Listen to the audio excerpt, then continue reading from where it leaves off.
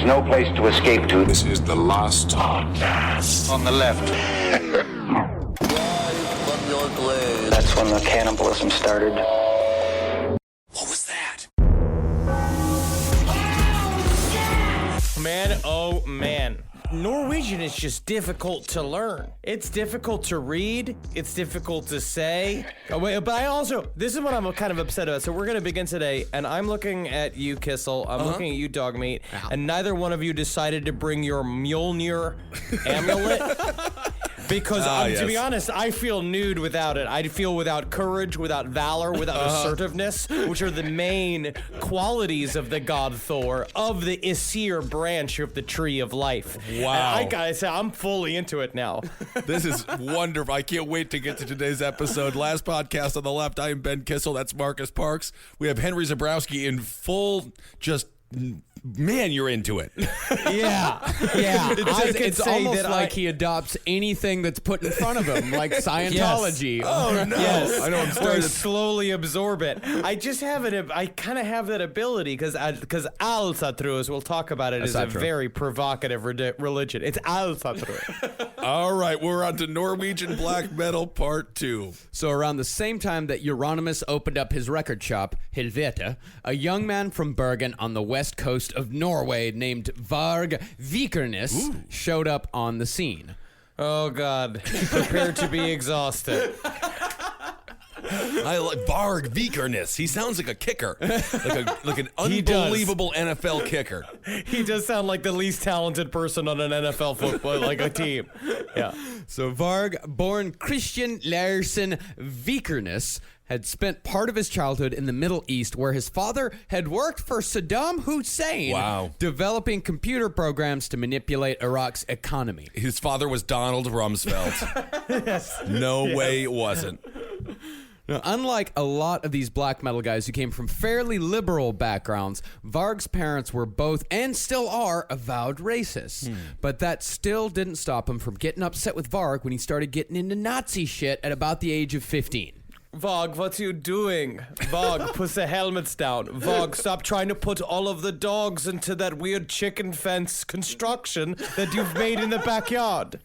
It's tough being a parent. You never know what you're going to get, you know? What's your kid going to be like? But you see, mother, I only put the dogs with the black hair into the chicken wire. No, Varg, you don't understand. The problem is not what type of dogs you put in there. It's the fact that they are dogs and they are all. Norwegian parenting, never easy. Varg said the reason why he liked the Germans were because they looked sharp, they killed Americans, whom Varg hated, and they had better weapons. Is that true, though? They had pretty good weapons. Yeah, the Luger's a fine pistol. All right. They had a big gun. They had UFO technology. Yeah. Uh-huh. They were zip-zopping around, scaring the fucking Hilda folk, scaring the countryside. They knew that weird shit was going on. They had they had true contact with Vril energy, which these guys have not, like, they've been searching for. Yeah, well, I mean, the thing is, like, Varg, he was obsessed with these weapons. For some reason, neo-Nazis are obsessed with weapons. Yeah. They talk about weapons Well, you all know the the reason. Why? The world domination portion of their ideology. I think. Also, I think it's probably got something to do with lack of pleasing a woman. That's possible. So at about 14, Varg started playing guitar. And by 17, he had joined a band called Old Funeral. Hell yeah. Which is, honestly, that's just a normal funeral. Like, young funeral is kind of edgy, sort of sad. Old funeral is just like, it was a long life, a healthy life. Baker for 50 years. Welcome to Baby Funeral. See, Baby Funeral, that's the name for a band. Baby Funeral. Boy Funeral. Is Any funeral that pretty doesn't rely on the actual normal decay of the human body. Old Funeral also sounds like what my father used to suck down before going into work.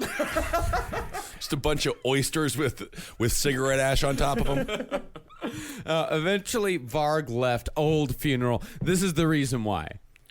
These guys were just interested in eating. They didn't care about my sawed-off shotgun or my dynamite or any of these things. They were just interested in hamburgers and food. They had absolutely no interest in the weapons that I liked. Hey, Varg, that's a really cool sawed-off shotgun, but have you seen the new burrito bowl over at Taco Bell? You do not understand. Will the burrito bowls kill your friends? Over years, maybe yes. With your corporization, your McDonald's, your horrible Americanization. That's what you do, sucking down your hamburgers. Here, sawed-off shotgun. It has got, there's nothing American about this. It's just like the film Reservoir Dogs. I might have to agree with Varg on this one. A band that just talks about food called Old Funeral. It just sounds like everyone sits around sort of like waiting to get gout and just doesn't, I mean, what do you do with these people? No, we're going to see this conflict a lot in black metal in general, where it's like they don't like normal teenager fun things. They all criticize each other for wanting to go get laid instead of, and eat food and hang out and smoke fucking cigarettes and drink beers and have a great time because you're in a band, you're touring everywhere, you're making friends everywhere. All he wants to do is talk about the fucking revolution. Be like, I don't give a shit about your stupid revolution. I'm trying to see tits. Yeah, that was one of the things that they said about Euronymous from Mayhem's. Like, he just hung around the record store eating kebabs and drinking Coca-Cola all day. We wanted to burn churches. All right, well, to each their own. What about the hamburger thing? I mean, to bring Please Kill Me back into it, Please Kill Me is like an oral history of punk in the 1970s in New York City. Dee Ramone talked about hamburgers most of the time. Hamburgers were big at the time. Hamburgers They were huge. hungry. They were starving. people. The Ramones came from the street, and so when they finally got a chance to just liberally buy burgers at any point, they were super jazzed about They it. didn't come from the street. They came from Queens. Well, which is on a street. There are streets in Queens. Yeah, well, I'm out there. Oh, hey, that's my city, my blood. I mean, I like that conversation. This is before Food Network. This is before Guy Fieri, Triple D. Oh, no, don't you this say is good stuff, that though. the Ramones were the first Guy Fieri. They were the The first Food Ramones were the Network Guy stars. Fieri's of music. Loving food. Flavor Town. Out of bounds. Welcome to Flavor Town. Too deep to spare, deep gravy. It's gravy.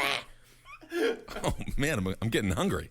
Now, after Old Funeral, Varg left the weapons and even the Nazi shit temporarily and moved on to role-playing games because all the older boys were getting into spellcasting. Oh, my goodness.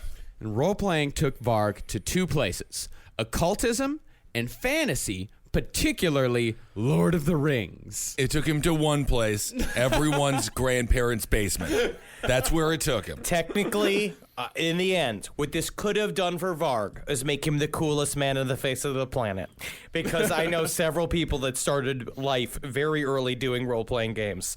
And I'm not going to put even myself on that list. I think that you are putting yourself on that list. I am just saying that there's a lot of kids out there that started role-playing games at 8, 9 years old that have blossomed into successful, creative, loving people that added positive things to life. What about Barb?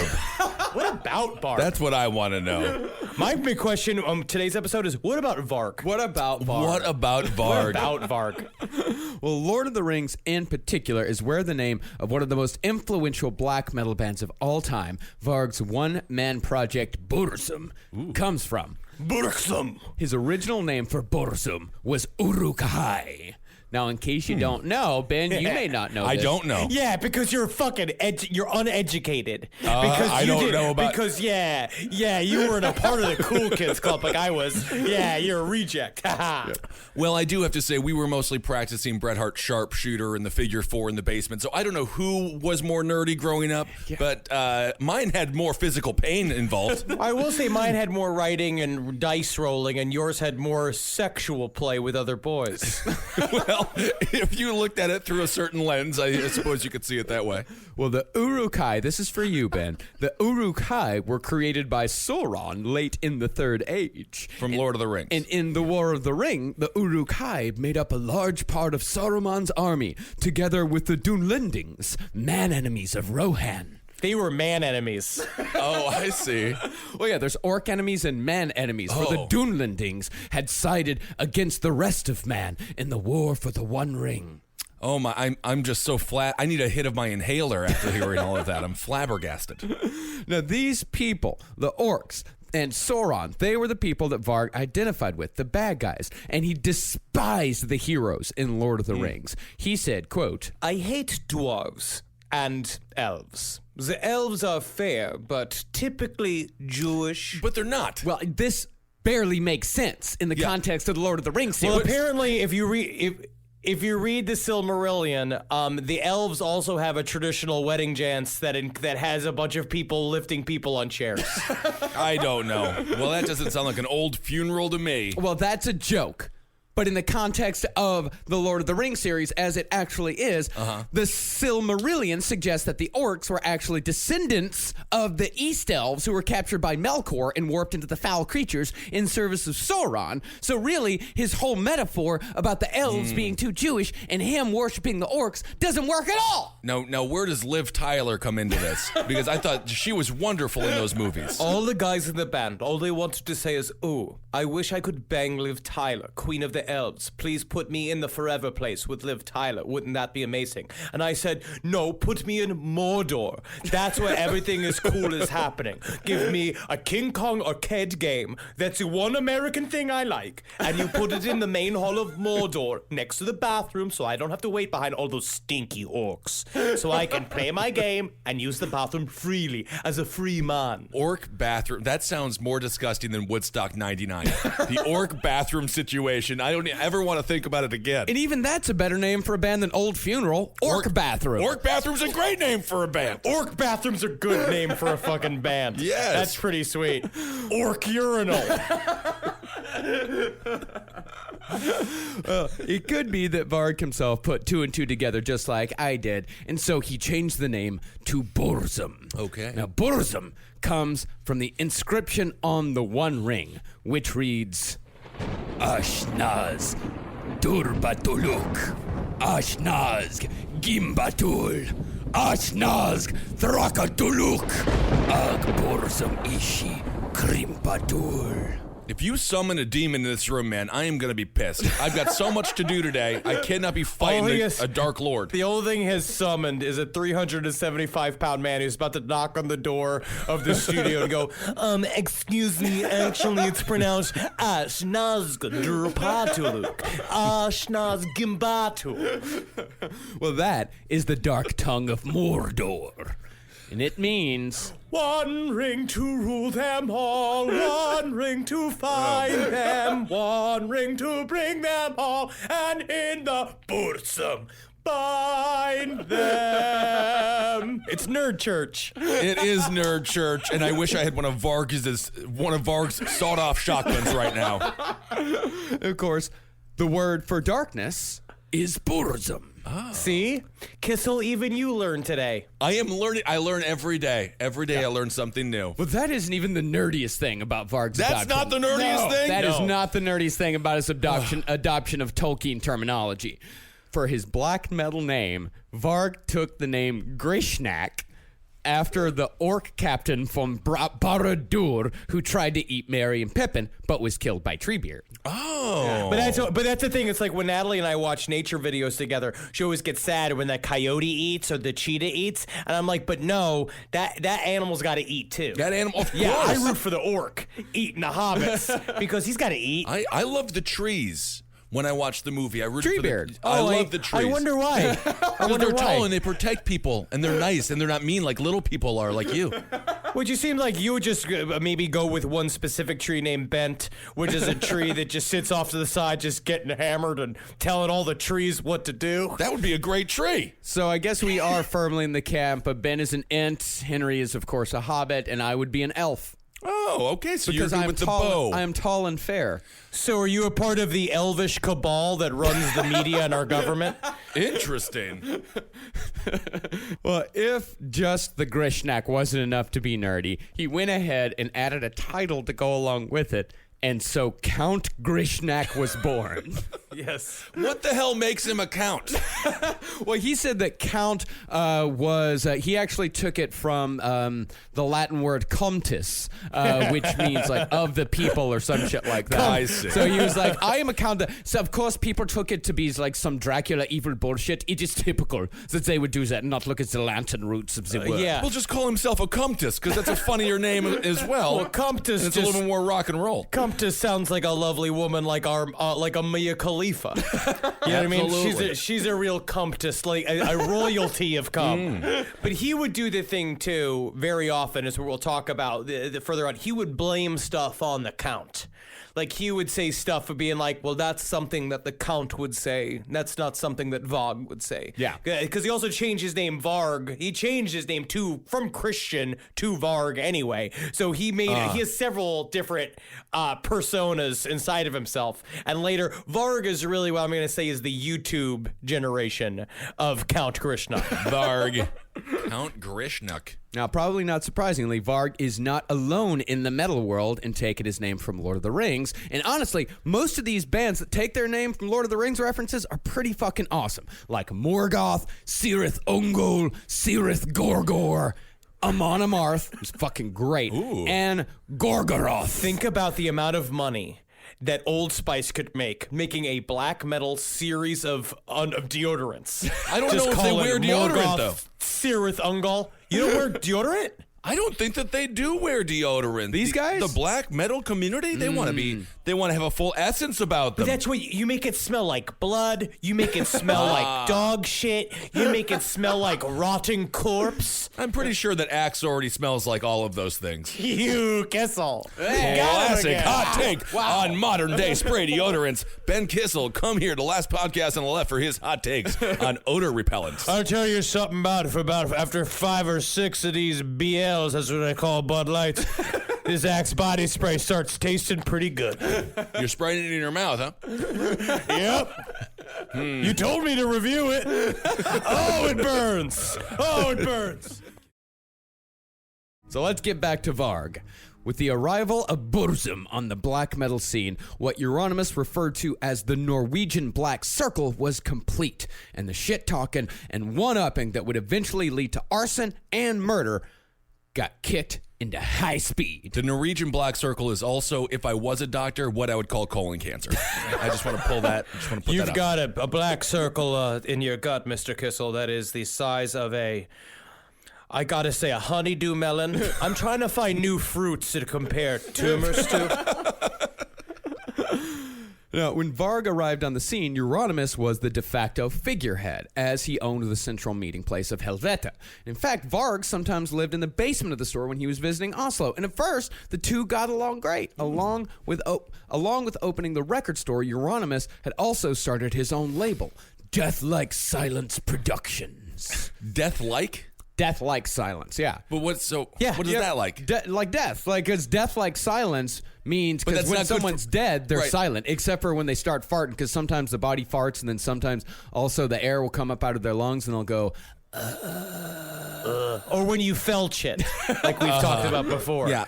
But Death Like Silence is also kind of fun because it's ironic because they're anything but silent. That's what I'm thinking. Because it's music. Right. So it doesn't make any sense. No. Okay. They were originally called Poser Corpse. Ooh, I like that. Yeah. Now, I think the name Poser Corpse tells you quite a bit about the attitude of the scene, especially with what was going to come later on. These people were obsessed with being authentic, being true, as they called it. True cult. It's got to be, you have to be true cult. Yeah, true cult. That's what it means. Yeah, and most importantly, they were obsessed with being evil. And after a while... But at some point, when you're so obsessed with being evil, you just become super lame, right? Well, yeah, of course. Okay. But that's what these guys were doing, is that after a while, it wasn't enough to just look weird, hang out in a dark room paid for by your parents, and throw pigs' heads out in the audience at shows. Eventually, in order to set yourself apart from what you think of as trend fans, you actually have to put your talk into action. Okay. And that's kind of where we should learn here. This is a learning moment. This is a teaching moment of enjoy the journey, not just the destination. You know what I mean? The trip is the journey. Right. It's not just getting there. So enjoy it, all right? Just have some fun living in Euronymous' mother's record store. Sure. While you're sitting there playing with heads. And guess what? Some of those heads, you know what you can do with them? Toss them in an oven. Cover them in olive oil and some black pepper and some salt liberally. You toss it in there for about 3 hours, pig head in there. You get the fat to start to render on the cheeks of it. You shave it off in there. Ooh, get that porchetta. You can suck all the meat out of all the crevices of the skull. It's so juicy, it's filled with fat. Brain is nothing but fat. It sounds like you're a member of, what was the name of that band that just talked about food? Huh? What's the name of the band that just talked about food? I don't know. Old Funeral. Sounds like you're a member of Old Funeral right now. Yes. Well, the funny thing about all that evil talk is that it actually came from a very Christian place. Now, these guys' brands of Satanism was not LaVeyan, but was actually closer to what's known as theistic Satanism, meaning they saw Satan as an actual real entity.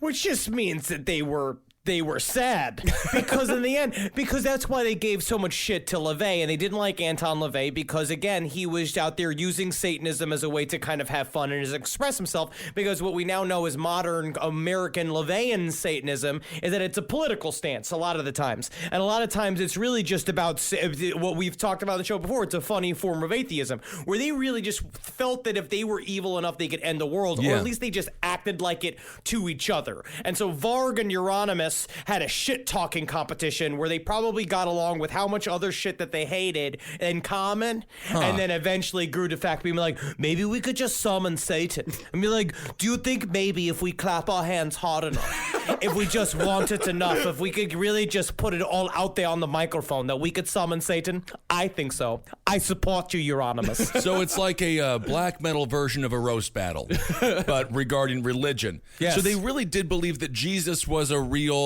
person at one point and was still the Lord and Savior and all that stuff. Well, this theistic brand of Satanism says that both God and Satan are very real, though they are locked in an eternal battle of good and evil. The twist is that the black metal dudes were fighting on the side of evil, in league with Satan, as it were. So which one is Elijah Wood fighting for? Elijah Wood is fighting for, I guess, God. All right. Good to know. Now, ironically, their belief in Satan actually made them more Christian than the majority of Norwegians. Out of the entire population of Norway, only 2 to 3% regularly attend church services, despite Protestantism being the country's official religion. Yeah, that's surprising. Yeah, there's a saying they talk about in Lords of Chaos. There's a saying that Norwegians go to church 3 times in their life, and the first and third time they're carried in. Oh. Yeah. Well, that's when they do something really good and the whole town folks, they love them and they say, yay, celebration. You killed the beast. You killed the beast. Now, the black metal guys definitely explored evil the way they saw it in other ways. Euronymous, according to Varg, figured about the evilest thing you could do to spit in the face of God would be to have anal sex with another dude.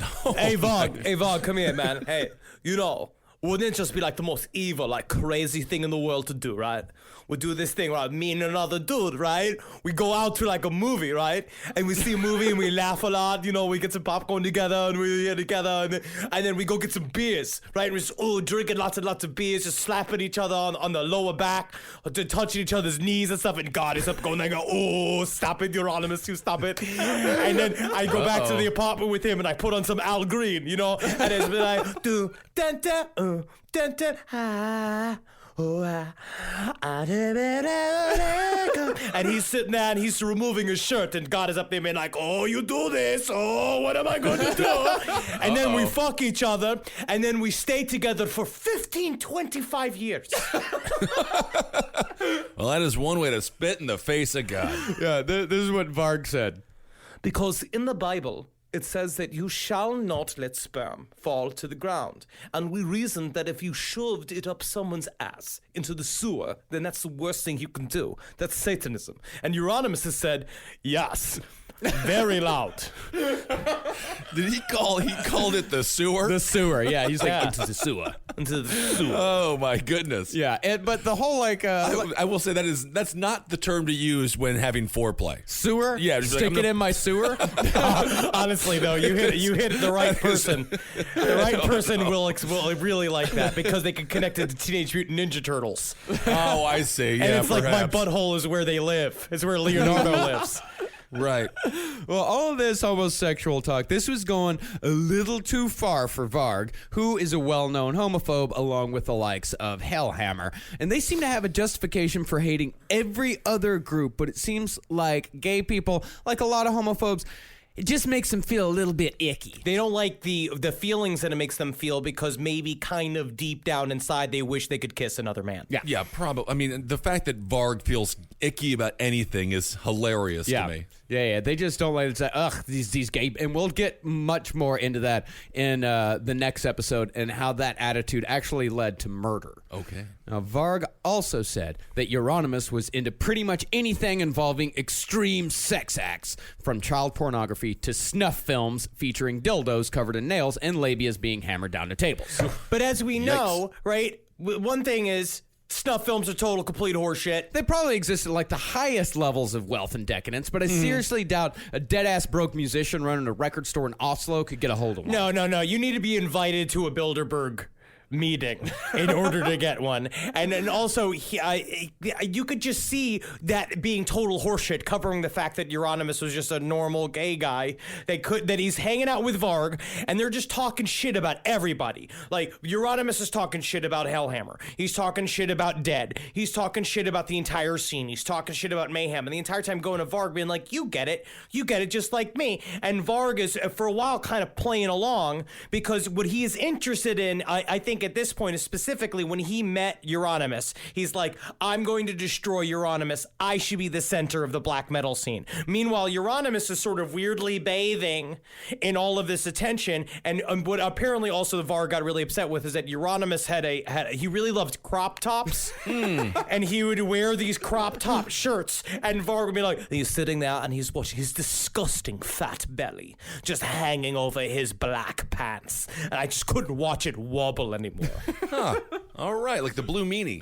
Remember that? He's a great wrestler. Now, there is some debate as to who really introduced the evil brand of Satanism into the black metal scene. Ooh. Some say it was Varg, some say it was Euronymous, but as Henry pointed out, and as it's pointed out in Lords of Chaos, what's most likely is these guys were just egging each other on, and shit got way out of hand very, very fast. Yeah. They realized, especially after Dead's suicide, that if they just kept it to talk and never actually did anything, they would slowly lose their street cred and become nothing more than a joke. And if there's one thing, quote unquote, evil hates more than anything, it's being laughed at. Ooh, don't laugh at him.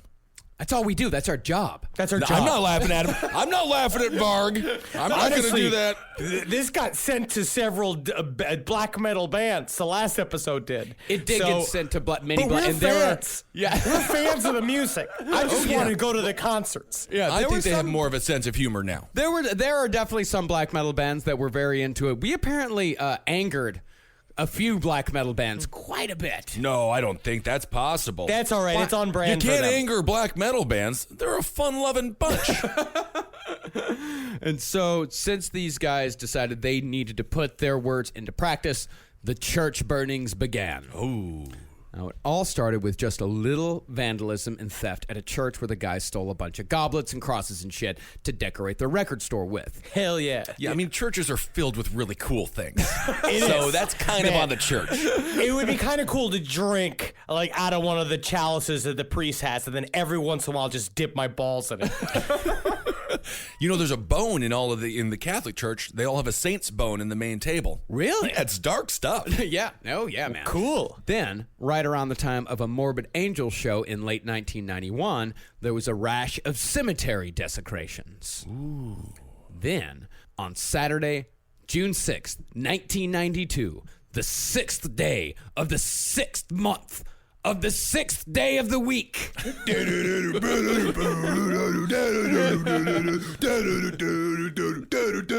A group of black metal scenesters, strongly suspected to be led by Varg, set fire to Fantoft Church, 5 miles south of Bergen, destroying a structure that had stood for over 800 years. Wow. Now, why do I feel that if you have a bunch of Norwegians following somebody in a forest, it has to be led by flute? It must Why be. do I feel like you have to go do, do, do, do, do, do, do, in order to get Norwegians to do anything as a group? Like with a pum, pum, pum, pum. Like somebody with a big tuba and like a people like running next door with like a big stick with like streamers on it for a pagan thing. I almost started marching when you were doing that, Henry. Absolutely. Maybe I get a little Norwegian blood in me. I don't know. I think it's just it's like when we were in Scotland. And you remember they started playing that fiddle music. And I we had all to danced. dance. my knees started hitting my belly button. Yeah, I was jerking. Yeah, I had that same thing walking through Grand Central yesterday. There was a woman playing like jaunty fiddle, and it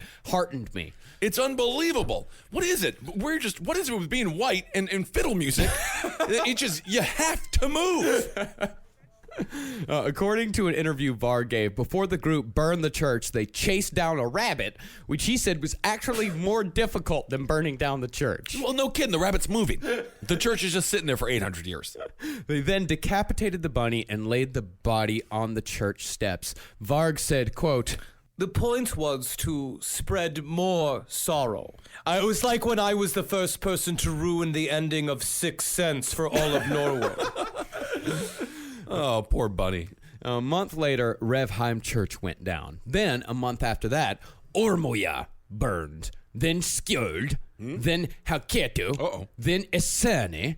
Then came Sarpsborg, which was the site of the first true casualty of the black metal scene. Oh, no. So no more, not just having fun anymore. It's not we just- got real No. ramifications here. No. This is when shit gets actually real. Okay. There, a firefighter lost his life trying to put out a fire that these dickhead kids started because life was fucking too good in Norway. And it is a damn shame that this guy is largely forgotten when people cover this story. This shit had very real life consequences. Like, leave out the part where they're destroying beautiful historical art. They're destroying historical landmarks. This shit is dangerous. It is killing people. And rabbits. You see, of course, being on brand, I fucking hate. I don't care about churches being burnt, but I do understand that there's a part of it being like you're destroying centers of communities, which is really fucked up. And because in the end, it's kind of interesting when you do the breakdown of stave churches. Anyways, a lot of times they're built in the formation of the serpent. As it is, they have dragon heads. They've got cool. scales on the side of it, purposely built, and so they're very metal. It's actually like, I will say, you're like looking at them. I also understand how the Burning Church makes a great album cover, but it's it's bad in reality. Yeah, churches are beautiful buildings. Some of the best buildings in the entire world are are created because of religion. Yeah. And you can do anything with them. You can turn them into a bed and breakfast if you really want to. Yeah, see, that's the thing, is that you could it's actually, for me, way more metal to buy the church and flip it into the new Helveta record store. See, that would be pretty sweet. You can just keep all of the art in there. The Catholic Church, when they do the Stations of the Cross, it's a horror movie. Yeah, it is. It's very brutal. I remember that growing up. Now, it's hard to say just how many church burnings the Norwegian Black Circle was responsible for, but it's estimated that as of 1998, they were the cause of about a third of all church arsons in Norway. However, that number... What were the other 2/3? Just How a- many church arsons were happening in Norway? What? Well, the thing is about arsonists is that churches are actually very popular targets for arsonists because they're empty, they're out of the way, and most of the time, arsonists aren't looking to kill anybody. They're getting a sexual pleasure out of watching it burn. A part of it's about the chaos, and that's kind of what they try to actually analyze these guys, saying that maybe they got some pleasure out of it. But I think a lot of the times they were goading each other. Yeah. It was this thing where it was this top 'em game where someone had to do something, and you had Varg stoking the flames, literally, like out there, like making everybody do it. But then you have all these copycat crimes happening at the same time, because as soon as it starts happening, it's like what we talked about with the Zodiac Killer. When there's a bunch of crimes in Son of Sam, when shit's already happening, it's much easier to throw other crimes in the mix because it's harder to investigate them. Just seems like they're only 1/3 of the church burnings, and they're really making a big deal out of it. Like they're the 2/3 of the church burnings, but the 2/3 of the church burning people are actually more metal than they are. Well, that number could actually be higher. Out of 44 church burnings from 1992 to 1995, every single case solved involved a black metal fan or musician in one way or another. And amazingly, It's a lot of churches. it's a lot of churches, yeah. And amazingly, none of this shit was organized. It was all spur of the moment, let's go out and do it right now type of shit. I mean, it wasn't like they had like a cemetery division or like a church burning committee. Yeah. All this shit just happened. There was no hashtag trending on Twitter, burn down the churches or anything like that. No. No, that would be controversial. That would be Talk about- controversial. yeah, honestly, there would be a lot of think pieces that would come out of that. Oh, yeah. Now, according to Lords of Chaos, as we said, the vast majority of people who burn down churches are your regular run-of-the-mill jerk-off arsonists who get a sexual thrill from seeing a building burned down. But one of the reasons why Norway is special as opposed to a lot of other Scandinavian countries is that Norway has a large number of stave churches. Okay. Now, stave churches are medieval structures made of wood, of course, making them highly flammable, much more flammable than a lot of the stone churches that you see around Europe. Right.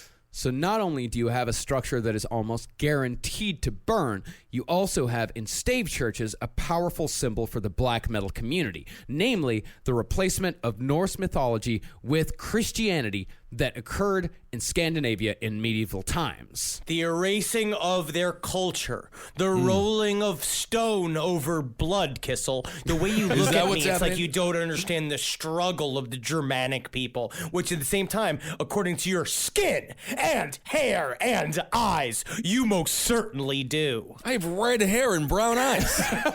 What's going on here? So these guys are just being dumpy kids. Yeah. Yes. And they're drunk the whole time. I guarantee you that. Yeah, a lot of them were drunk, yeah. Oh yeah, because that's how you spurn yourself to do the crimes. They're sitting in Helveta. They're killing a 24 case of Brekenbrock. I don't know what a Norwegian I have beer no is. idea. Yeah, All that's of a tough to sudden, say. They're getting just motivated to go outside and be like, yeah. Because again, they're Germanic people. I just recently rewatched The Bride of Frankenstein. They love getting into groups and with I don't torches. know if Bride of Frankenstein is the greatest example of the Germanic people. Yeah, I think all those were Americans that were playing those people. No. Truer than true. See, for these guys, some of them were burning churches just for the sake of it, to be evil. Others were burning them to prove themselves, to show that they were worthy of being a part of a scene. But others were burning the churches in a symbolic act of revenge. Their motive was to erase Christianity completely from Scandinavia, and particularly Norway. And the man at the forefront of that sect was Varg Vikerness. Varg. Varg wanted to return Norway to the spirituality of his ancestors before Christianity arrived, that of Odin and Thor. It's actually Othin. I thought is it it was Othin? Is it Othin Othin? or is it Vodin or Voken or what is it? They don't have. No one agrees on this stuff. I think it's Odin. Can a man or a woman contain pantheons? I'll tell you what, dog meat, I believe they can. Each one is many, and each many is one. Ugh. I don't even know what the hell you're talking about. Al Sutra. Well, according to Varg, that first church burning actually had nothing to do with 666 Satan. That was just a bonus. What it really had to do with was on June 6th, in the year 793, one of the first Viking raids in history occurred in Britain at Lindisfarne, where Vikings plundered a monastery and murdered some monks in the style that Vikings were known for. It's fucking sweet. And not imagine if sweet. Vikings had It's fucking not. guitars. I'm just for a monk. No, it's I just- think the monks should have gone all Shaolin on him and tried to beat him, but they didn't. I guess. What a cool movie that would be, monks versus Vikings. Yeah. And then the monks got Shaolin, but all the Vikings got double fucking axe blades. Yeah. And they're spinning back and forth. And then one of them's got he came from the future, so he's got a gun, but it's got a fucking a harpoon axe in it. And he shoots it at a Shaolin monk, and he's like, whoa! And he fucking kicks it into the face of a man who's got half a face because he's got metal eyes. Yeah. Next time we're pitching the show for Last Podcast on the left, just do that. Just say that. Yeah, if that's the the pitch show. is going, if it's derailed, just pitch that movie, and I think we got ourselves a screenplay. Now, related to that, the church in Fantoft held a specific significance in the war between Norse paganism and Christianity. Fantoft's cross had purposely been built on a Norse altar of worship, known as a horg. A horg? Horg. Yes. Like hog, but with an R put in there. Oh, Also, that is also a Norwegian for ex-girlfriend. a horg. Interesting. Varg has been quoted as saying, Basically, I am a worshipper of Othin, god of war and death. Burzum exists exclusively for Othin. the one-eyed enemy of the Christian God. I don't know about this Varg guy. I'm starting to think he's kind of a D-bag. I'll tell you, Kissel. Why don't you go ahead and spend about the 2.5 hours that I spent watching Varg's personal blogs on YouTube, which we will talk about even more so in the next episode. I did. And it's sort of like, it is like being trapped in a carpool to work with the IT guy, and then you find out that he has a lot of opinions about ethno-nationalism and why bodybuilding is bad and the ways that you should eat and having white babies. And you hear it again and again and again with the same, he talks like this. It's just like, and today we'll talk about, it's like, is Varg a white supremacist? Let's find out. He begins every YouTube video just like that. Every single one. Maybe. Probably, yes. He has a little thesis statement, and then he says, let's find out. Let's find out. Yeah. Okay. Yeah, I watched a little bit of it. Interesting guy. Oh, yeah. In no way did I want to hang him out a window like Suge Knight did to Vanilla Ice. Well, Varg is a follower of Asatru. Al-Satru. Whatever. It's an Al-Satru. Al-Satru. It's Al-Satru. Well, that means, loosely, belief in the old gods. It's a paganistic way of worship that focuses on the polytheistic pantheon of the Norse gods, as well as a great reverence for nature. Honestly, it's a very beautiful, it's kind of a beautiful religion in terms of there's cool imagery in it, right? Because it's kind of based on this concept of the tree of life, which is all reality as we know it. And that there's the tree, and then there's the well of Mirir, which is like you basically put all of your karma, all of your present deeds go in there, and it's basically like your spiritual bank account. Things pop out of it, and then all the gods are fucking awesome, like Woden or Othin, whatever. He's like psychedelic. Yeah. Like he popped out his own eye and he threw it into the well of Mirir in order to get true wisdom, and then he hung himself upon the tree of wisdom. And what does that even fucking mean? Because that's just reality itself. He did it for 9 days and survived, and came out with the power of the runes, which are called seeds of the earth. And you go out there and he can create all reality. He fucking went all the way there and back. And then you got Thor, who's super cool, super friendly, but he's super aggressive. And then you've got We've got a nerd alert. I'm We've got a interested. nerd I alert. wanna hear this This is stuff. a religious nerd alert, as a matter of fact, an extra nerd alert. Is it nerdy that Othin has 2 wolves, Gary and Frecky? Yes, it and then is. he has Yes. 2 ravens, Everything- Hugin yes. and Munin. That is true. I almost vomited it, but yes, it is all nerd. And they all get along, but I get Hugin is the dumb one, and Munin is the smart, snarky one, and then Gary's the sweet and they one. put their rings together and they summon Captain Planet, and No, a then lot you of got fun things happen. No, just saying it's no. very interesting. I am But saying the no. problem is again, Al-Satru ends up turning into some sort of racist religion because it's by the people that practice it, because it's very much about like being proud of being from Norway, and how like the most beautiful thing you've ever seen is like a sparsely tree-covered hill covered with graves and snow. It You get to a becomes point- racist and anti-Semitic and white nationalist because it's created by human beings who are racist, anti-Semitic, white nationalists. No, it That wasn't is not true. created by people that were racist and anti-Semitic. They're and white all nationalists. racist. No, they're No, not. in the beginning it was not. I want to see their record albums.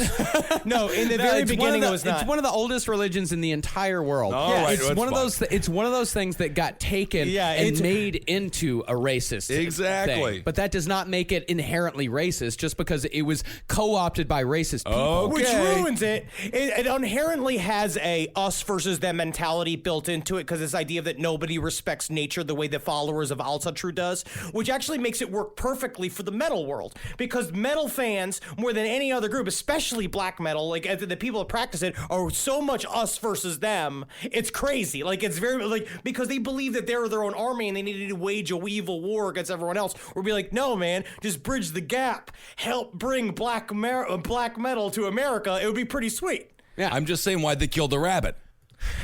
Why are you? All right, that's good. Never mind. I'm going to let it go. Being stubborn. I'm not being stubborn. I'm asking why they killed the rabbit. Well, but you can't take the actions of a couple of dickheads in 1994 and completely throw away a religion that's been around for 40,000 years. I love it. I do believe that they should change. In the end, I don't think anything should be around for thousands of years without changing. At some point, you got to change it. But the problem is you have the two people. What the coolest part about Al-Satru is all the fucking the emblems. Oh, the symbolism, all the cool yeah, of talismans, and all the fucking every story in Altitude should be a fucking comic book. They're fucking awesome. The story of like Tyr facing Fenris the wolf is sweet. They did. It's called Thor. That's what Thor is. No. Oh yeah, there's a movie coming out. There's a second movie or third movie coming out. And then Freya, who's nude all the time. And then Frey, who's the god of the fertility, and his cock is so big and long that they had to build him with statues. They didn't want to show his cock, so they put a towel over it. Kind of like when you trick your girlfriend when you have a hard on, you put like a little like washcloth over him. You're like, hey, look what's here, you know. And then they do that with all the statues until later on to the 80s, they started building new statues of Frey. And his cock is like 12 inches long, and they like that. Well, the other funny thing about these black metal guys is that, yes, they were taking on Christianity because it had destroyed their places of worship and had tried to erase their gods from their national identity. But the other reason why they treated Christianity with such disdain is because they saw it as weak. They thought that Christianity wasn't brutal enough anymore. They wanted to return to the days of the Inquisition, when people would be tortured to death with implements like the anal pear and the Spanish donkey. The Iron Maiden. Yes. What's this? Oh, the Spanish donkey. Yeah, that's a brutal one. Oh, yeah, the Spanish donkey. What's the two? Yeah, the Spanish donkey is the kind of like triangle that has like a sharpened edge on it. Yeah. And they put you ride the triangle and they put weights down on your feet and it slowly splits you in half. See, there's nothing Spanish to me about that. When I see Spanish, I think of taking a nap at 4 p.m. and eating a bunch of olives and octopus. Having fun. That's not torture at all. Well, the black metal guys believe that by burning churches, they would make Christianity stronger, which would cause the Satanists to strike back again, and that small conflict would start a war that would annihilate the world. But in the end, they did this for PR. Yeah. They did this to bump their numbers. Varg realized that Varg was very canny. The move to Altatru, in my mind, from Satanism was him understanding of there's a gap here that I can basically do what PR companies are doing now in the United States of America and attach an ideology to people buying records. And if I can attach like this kind of this lifestyle to our work and what we do, then that's going to make our audience super loyal. He's Right. very like, that's what he did. So that's where all of this came from. That's what makes him technically, to me, more evil, is that he did all this shit to move some units. Yeah, for branding reasons. Oh, yeah, and it did definitely spread into fandom. On July 26, 1992, a house belonging to Christopher Johnson, lead singer of the death metal band Therion, was set on fire following an argument with the Count. And the fire was put out before any real damage could be done, but investigators found a note. It said, The Count was here, and he will come back. shortly after, Johnson received a longer letter which read, Hello, victim. This is Count Grushnak of Bursum. I have just come home from a journey to Sweden, and I think I lost a match and a signed Bursum LP. Haha. Perhaps I will make a return trip soon, and maybe this time you won't wake up in the middle of the night. I will give you a lesson in fear. We are really mentally deranged. Our methods are death and torture. Our victims will die slowly. They must die slowly so that we can leave because we run slowly. All right, so he's going through his kind of Lisa Left Eye Lopez phase when she burnt down Andre Risen's house. Interesting. This is very aggressive stuff. but it wasn't him. It was an 18-year-old girl named Suvi. It wasn't him. It wasn't him. She was Oh just my looking for the goodness. Count's favor. And when they asked her why she had done this, she said, I did it on a mission for our leader, the Count. I love the Count. His fantasies are the best. Oh my! So I mean, that's that thing is Varg is the smart one, Yeah. and then they just get dumber and dumber as the followers go. This is where it gets dangerous. yeah. It's very similar to any white supremacist movement where the smart ones are on top and the dumb ones are on bottom. It's like that's kind of what he did, is that he basically was just like, I'll use all of these idiots as chess pieces because they're going to want to look as cool as me, which is sad. There are no smart white supremacists. By nature, by definition, they are stupid. Yeah. Yes. Now, for her troubles, they locked her up in a mental institution for 2 years. Oh. But that's not to say that these guys weren't burning down a shitload of churches. They were definitely doing that. One of them said, after being asked how it all happened without any real organization, he said, I don't know.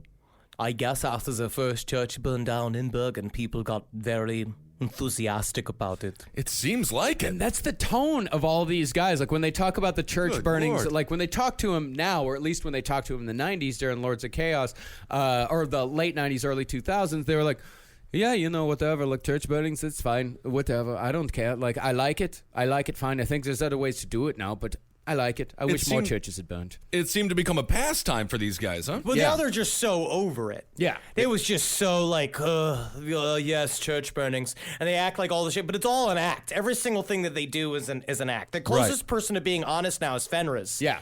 Who came back from Darkthrone. He's like kind of rejected all the lifestyle and trying to be real, where Varg is thinking he's doing the same thing, but he keeps telling the same stories again and again and again, where it sounds like you're not over it. Because he says the Euronymous story like 5 or 6 times in his hundreds of YouTube videos. And that's the thing about Euronymous, is that he was the guy that was supposedly at the forefront of the whole scene. He was supposed to be the leader, the figurehead, but he actually didn't participate in a lot of this stuff. It seems like the majority of it was done by guys like Varg and Samoth of Emperor, who said he burned churches because, quote, It felt right to do so.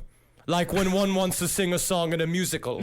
The emotions get so big that you begin to sing and express yourself. You see how natural that is. Well, that Henry brings up a good point. When do they play music?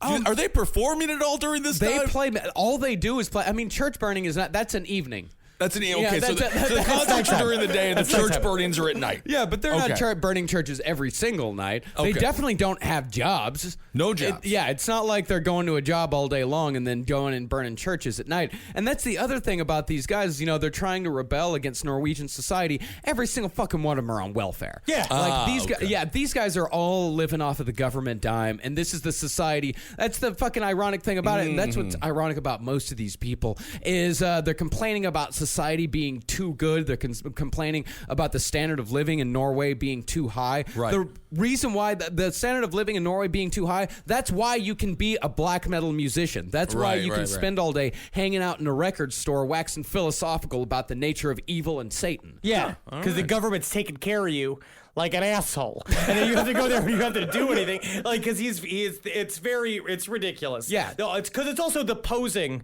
It's all of the posing that got everybody in trouble. And then what we're gonna find out what Varg calls the media event in next episode, and all these things, the way he builds it all up, they all get used. And essentially, this whole church burning movement ruins all of their lives. Yeah, I believe that. Yeah. Well, see, Euronymous, his star was starting to fall a little bit in the eyes of some of the musicians in the scene.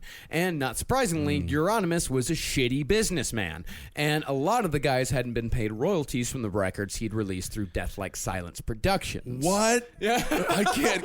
Can you imagine having to go to Euronymous and be like, I got rent coming up and I haven't eaten in a couple of days. Is it possible to just get the check? About that. You know what would be like totally the most evil thing in the world? Now, my big thing is, you know how I tell people, like, I told you to wear that choker necklace that you wear, and you look fucking cool, right? Yeah, cool. You like that, right? Yeah. Right? Yeah. Isn't that cool? It's Your cool. I shoes feel that you're cool, wearing? yeah. I do told you look to wear cool. those shoes. You bought those shoes. Yeah, You look yeah, good. I feel cool, Right? yeah. Right? Yeah, I feel cool. What would not be the most evil thing in the world, but to not pay you your royalties? Oh, it's cool. Yeah, that's great. Yeah, it's cool, right? Yeah, it's cool. Yeah. Now yeah, you're going to get out of my shop. I'm going to buy a new crop top, which is funny because what I have to do is buy a normal shirt, and I have to cut it into a Cut crop the top. shirt. Yeah. So, I'll be going. yeah. Well, all these guys were starting to see that Euronymous' whole thing was just an act. And now, I'm not going to say that the black metal scene was a cult. It absolutely was not. But there was definitely some cult mentality happening. And it wasn't necessarily about control or power. It was about influence. It was about who was going to set the tone. And I think, above all, it was about ego, particularly the ego of Varg Vikerness. Because these dudes are all hanging out. They're hanging out in this record shop. They want to perpetuate this lifestyle. They don't want it to ever change. People are starting to come around. It's starting there's a lot of interest starting to be developed. But the problem is that like Euronymous is just spending everybody's money. His whole plan is not working out. So you're just staring at this dude while you're having 3 other like truly dangerous people. Because like Varg is now becoming a dangerous person. Hellhammer's dangerous. We're going to find out Bard Hellhammer's dangerous? Yeah. I cannot Hellhammer's- believe a man named Hellhammer is dangerous. I refuse to believe it. I actually think he would be a lot scary if his name was just like Terrence. I think that would actually be scary if he looked like that and be like, have you met Brian? And he's like, hello, I'm Brian. Like, Brian seems off today. But they go, so you have like all of these elements happening, and now everyone's just staring at Euronymous, who's sitting in there with a white sweatshirt on, eating a kebab. Right. With all of your money. Right. Yeah. And that is how it all ended in murder, which we'll get to in the conclusion to Norwegian black metal. All right, Norwegian Black Metal, Part 2 in the books. Interesting stuff. Do you feel that you've learned a lot? I feel confused on how to pronounce a lot of things. Yeah, I do too. I do too, and I know we're gonna get all the tweets, and yes. Well, who knows how to pronounce these things? Yeah, guys, we didn't forget stoner metal. I just didn't mention stoner metal because we couldn't spend half the episode talking about all the different kinds of metal. No, so what's stoner metal, stoner like metal? Sleep. Go listen to Sleep. There's a band named Sleep? Yeah, they're great, actually. Oh, okay. Yeah, there's an album that's just like one long song. Yeah. It's just, Oh,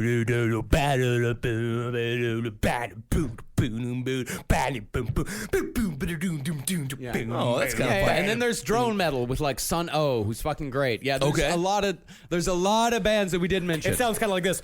A little bit. No, that's more a little like different. Like a helicopter landing. All right. Yeah. What about Spoon? What's the band Spoon all about? Spoon's like indie rock. Yeah. That's indie rock, Yeah. okay. That's not even that could not be further away from metal. I saw them live. I just don't. Spoon's great. They were fun. I They love were fun. Spoon. There was a fight. There was a fight at the Spoon concert, as a matter of fact. I would actually imagine there's much more likelihood of being a fight at a Spoon concert than at a Sun O concert. But the music wasn't very violent. No, it's not. But there was a fight. I don't know what happened. All right, everyone. Well, thank you so much for listening. What do we have to talk about? We have September 22nd. We're in Toronto. Yes, please come out to the Toronto show. Please come out. And then September 23rd, we're in Pittsburgh. Yeah, but that show's sold out. Okay, that show is sold out. But we'll hang out with, if you can't get there, just hang out. We'll meet you. So if you liked our series that we're doing black metal, which we're doing right now, you should also check out the Death Metal Boys. They're also doing a series on black metal that's pretty sweet. So if you can't get enough black metal, which I think is easy. It's like there's a lot of people like really interested in the topic. Yeah, so it's fun. It's like I fucking love this shit. Who knew? Who knew there was so much into it? Oh, I know. Well, yeah, no, that makes sense. You can follow us on Twitter at Henry Loves You, at Marcus Parks, at Ben Kissel. Follow us on Instagram at Dr. Fantasty, at Marcus Parks, at Ben Kissel, the number 1. And follow us on all of the bullshits at LP on the left. That's it. And let's see. Go to lastpodcastnetwork.com to check out all the other shows that we have here on the network. We got a new one. It's called The Story Must Be Told. Ooh. Features roundtable favorites Reed Failer and Andrew Short. If you like really weird, bizarre, surreal stuff, it's like a storytelling show. It's really fucking cool. I'm really excited to have it on the network. Check that out. Also, LPN Network, or Last Podcast Network. Check out Abel Against Tom Pat for everything political. Roundtable of Gentlemen, Page 7, Sex and Other Human Activities, Movie Sign with the Mads. So many great shows coming right to you there on the network. I want to actually reach out to some of the people that gave us they gave us 5 stars on iTunes. I've seen what you've done here. There's some people, someone immediately said that they don't like what we're joking about. I got to stop reading these iTunes podcasts. You really got to stop reading the iTunes. Never read the reviews. Never. It's not real. I just like to go at the people that said Henry sent me, because there were a bunch of people. Where is it? Henry sent me. Oh, we got Emma Hills said Henry sent me. What's going on? I don't know if you even do. I don't know how you know what your iTunes account is. I don't even know how you'd even find that. I would say that The Best by Joey Bags. Thank you. She says Henry sent me. Man says Henry. We got The Real Bull. A Rust Player did it. They all did that. Yajira B did that. All right. You know what I mean? There's a lot of these. I'm just looking at these. I didn't realize just how many there was of the Henry sent me's. The Love on the Bluff has got on there. Well, thank you, There's Love on another the one of Bluff. those. Yeah. Everybody did good. Oh, yeah. J-Mo Gator. I like him. He sounds like a college football coach. Yeah, J-Mo Gator. All right, everyone. See J-Mo Gator. I love him. Saturday. Hail your Razorbacks.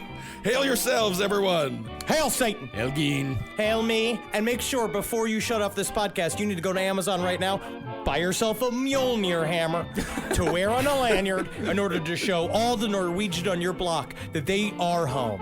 Magustalations.